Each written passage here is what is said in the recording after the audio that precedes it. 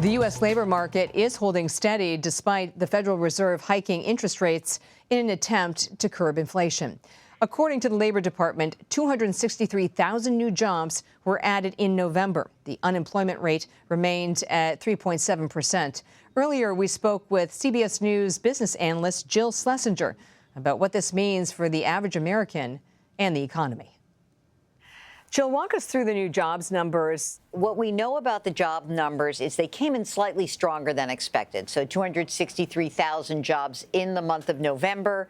And we were expecting something around 200,000. But I think there's a larger story about the year 2022 when it comes to the labor market. We begin the year with a sizzling jobs market. We were creating more than 500,000 jobs a month in the first 3 months of the year. As we come into the end of the year, what we're actually seeing is a deceleration, about half that amount each month. Probably will end up the year with an average of 250,000 jobs a month. So a gradual decline in the pace of hiring for the U.S. jobs market. The unemployment rate has remained remarkably steady at 3.7%. But in many respects, I think the job market is somewhat stronger than many would have predicted at this point in the recovery. What's your end-of-year financial checklist? Well, when it comes to individuals? Yes. I mean, look, there are so many things that you can do at the end of the year to help your tax situation. It kind of starts with a very simple procedure. Go to the IRS website and make sure that you are withholding enough money for your tax purposes, because I think a lot of people dread having to pay extra money when it comes to the end of the year and tax time. And I also think that some people may be surprised and say, like, wow, I withheld. Maybe I can put some more of my money into my retirement plan. Maybe I can reduce my taxable income that way. So I think that the reality is the end of the year really does usually focus on taxes more than anything else. For most W-2 employees, there's not a ton you can do to improve your tax situation. But, you know, if you can increase those retirement contributions through a workplace plan, that's probably your easiest way to ease your tax burden come the spring of 23. What is the biggest mistake that people ought to avoid?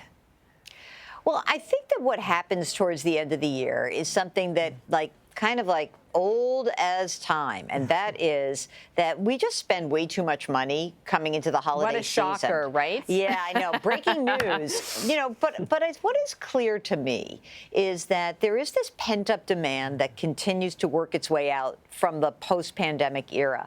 And I find it a little disheartening that just a couple of years ago, we were talking about this idea that, gosh, we've all learned the lesson that less is more, that we don't need to be so consumptive, and we can really kind of live a different life. And I find it a little disheartening that we're seeing credit card usage increase. We're seeing the use of buy now, pay later loans increase. I think all of this is a little bit worrisome coming into next year. I sure do hope that people are not thinking that a large tax refund will be the panacea to your bad spending habits right now. Here's a little piece of information that's kind of fun. I talk to behavioral economists all the time. That's kind of the intersection of economics and finance and psychology. Here's what we know. The lasting impact of a physical gift is pretty short. Like, it's basically zero, that people don't really remember what you give them year to year. But the lasting impact of an experience is amazing. So it may be that if you just say, hey, you know what, my sister has 3 kids, and I'm just going to hang out with those kids, and that's my gift to her, and give she and her partner a night off, that's actually a longer lasting and more impactful gift than getting them a new VCR. Ha, just kidding. That was a joke. To getting them a new Apple TV. Jill Schlesinger, thank you very much. Sure.